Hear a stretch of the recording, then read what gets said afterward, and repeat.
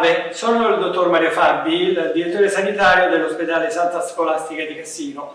Volevo raccontarvi quello che è stato un po' l'impatto non positivo della pandemia e dell'epidemia da coronavirus presso il nostro ospedale.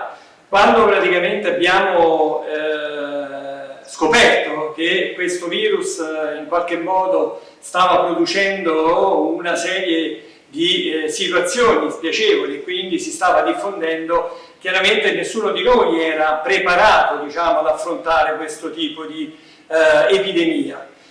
Tutti gli operatori chiaramente si sono trovati di fronte a un così grande, diciamo, evento e un'esperienza che è stata per certi versi piuttosto negativa.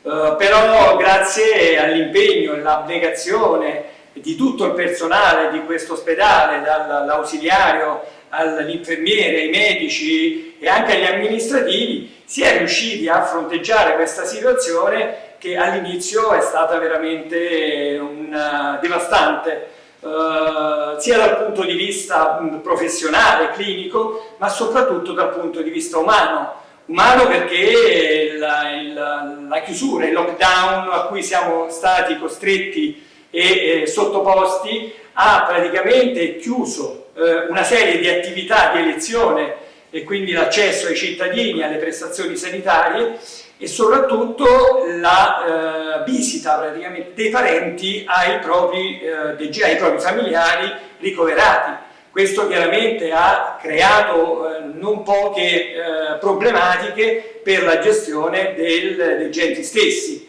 e la comunicazione con i familiari è stato un punto piuttosto dolente da questo punto di vista, però attraverso l'organizzazione si è riusciti a sopperire praticamente a questa distanza, a questa mancanza, mettendo in piedi praticamente una serie di servizi che hanno consentito anche con contatto telefonico o attraverso la modalità online di far dialogare chiaramente i parenti con i familiari.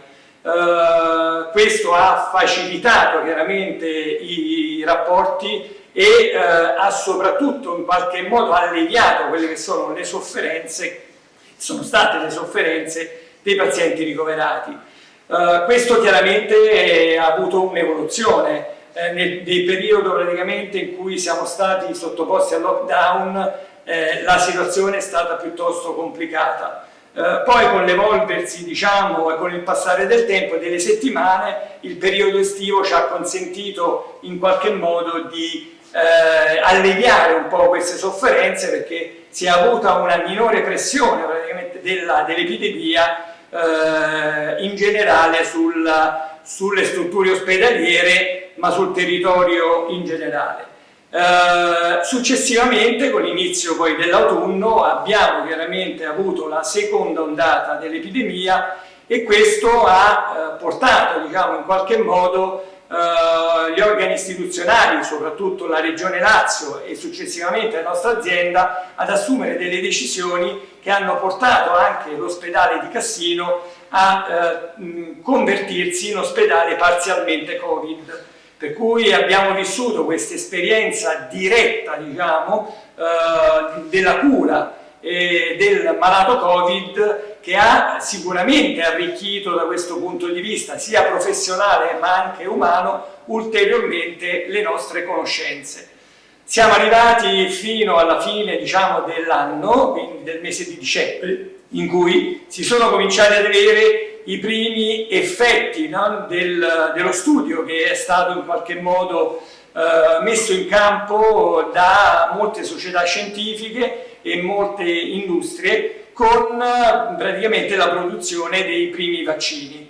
Già dai primi di gennaio abbiamo cominciato a utilizzare il vaccino della Pfizer che ci ha consentito praticamente di vaccinare tutti gli operatori sanitari.